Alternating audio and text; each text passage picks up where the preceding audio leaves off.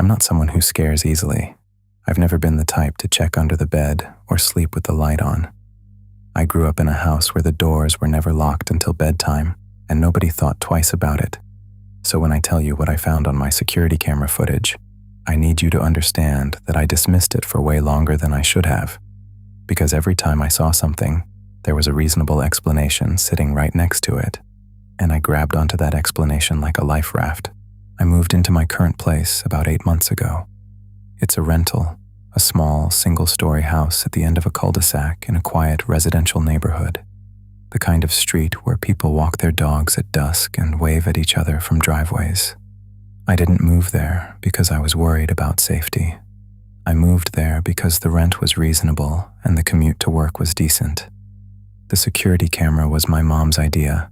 She called me the week I moved in, the way she always does when I do something new, just to worry out loud about it.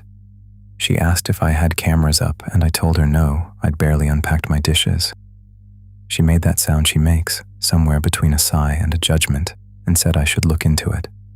So a few days later, I ordered a doorbell camera and a single wide-angle camera for the back porch. Nothing elaborate. Just enough to be able to say, yes, Mom, I have cameras, if she ever asked again. I installed them on a Saturday afternoon. The doorbell camera faced the front porch and a wide stretch of the driveway. The back camera covered the porch, part of the yard, and the gate in the fence that separated my yard from the alley behind the property.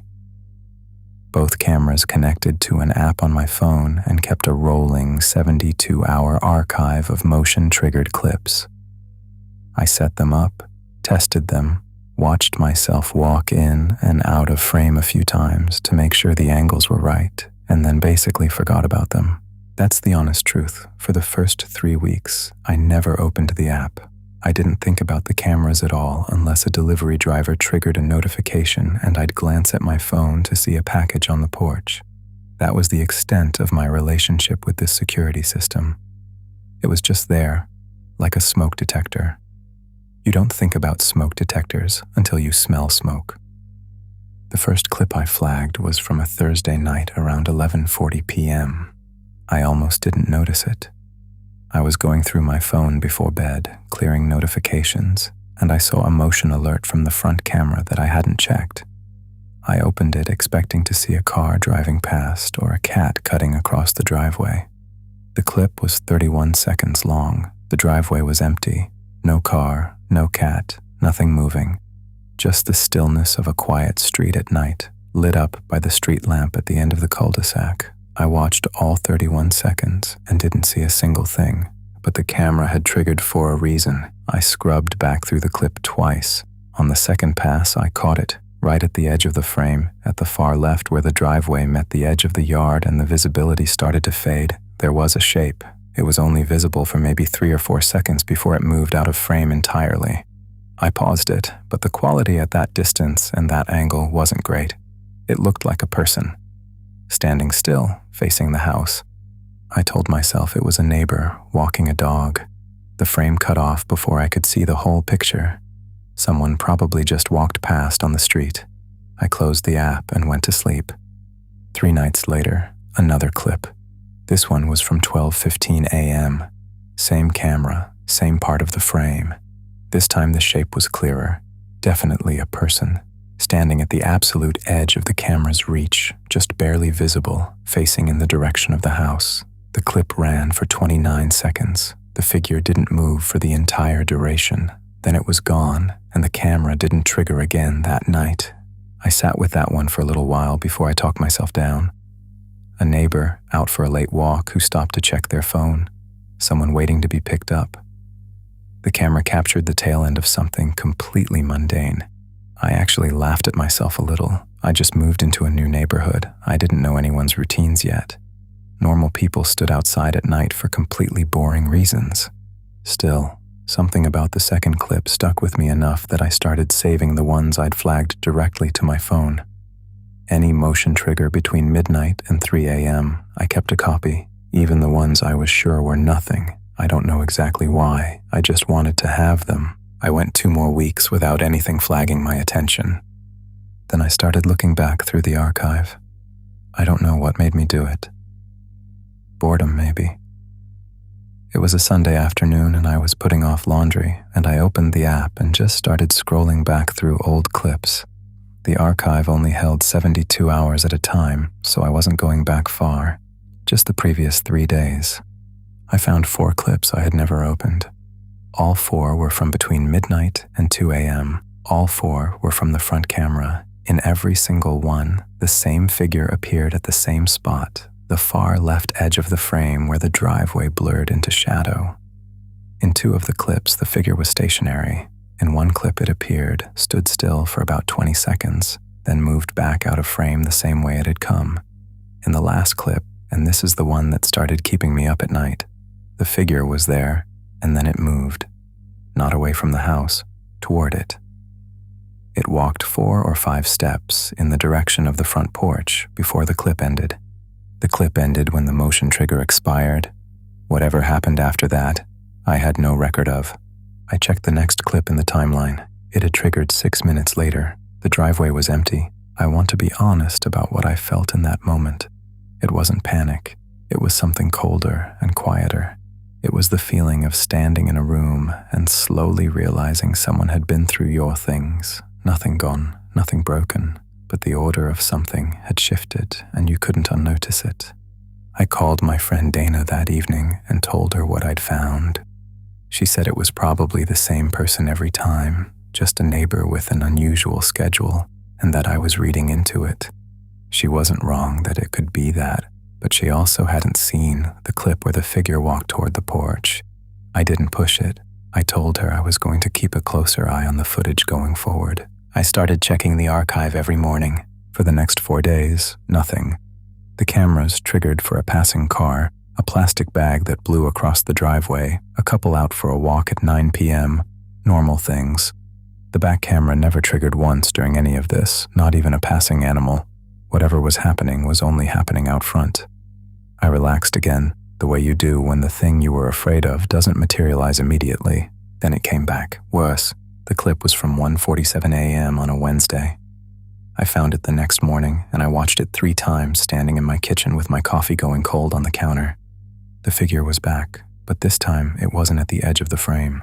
It was closer, maybe 15 feet up the driveway from where it had been before, standing at the near edge of the porch light's reach. For the first time I could make out details. Dark hoodie, hood up. And he was standing with his back slightly angled toward the camera, the way you'd position yourself if you were aware of a lens and preferred it didn't have a clear line to your face. He stayed like that for the full 30 seconds of the clip without moving once.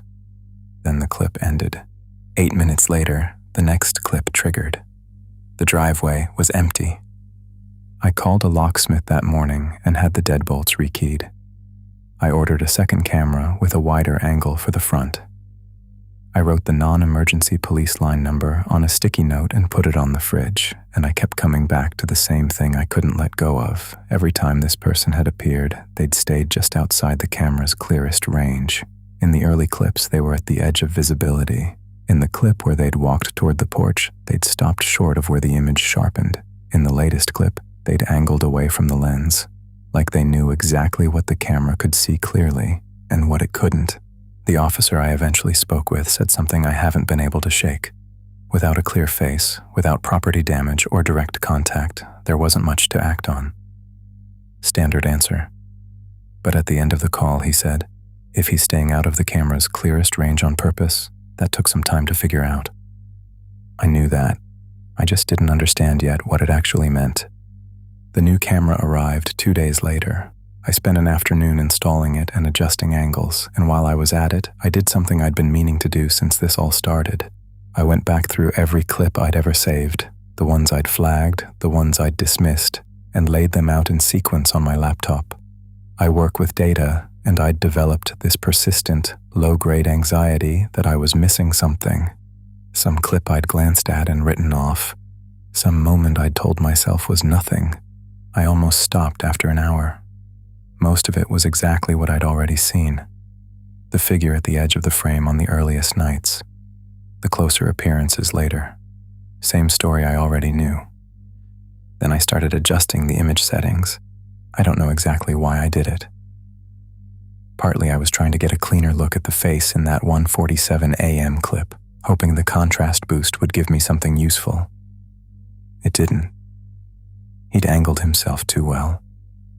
But I kept the brightness all the way up and started going back through the older clips. The ones I'd already decided were empty. The ones where I'd seen the driveway and assumed there was nothing else to see. The third clip I rewatched that way was from a few nights before I'd first noticed the figure at the edge of the frame. A Tuesday night, 1:22 a.m. I had watched this clip when I saved it, seen an empty driveway, and moved on. I remembered it clearly. Nothing there. With the brightness turned all the way up, the driveway was still empty. But the front porch wasn't. The porch light on my house has a specific reach. It illuminates the mat, the door, the little stretch of walkway in front of it, and drops off sharply about 4 feet out. That drop-off creates a band of shadow between the lit porch and the lit driveway, a pocket. I'd never thought about it before, because why would I?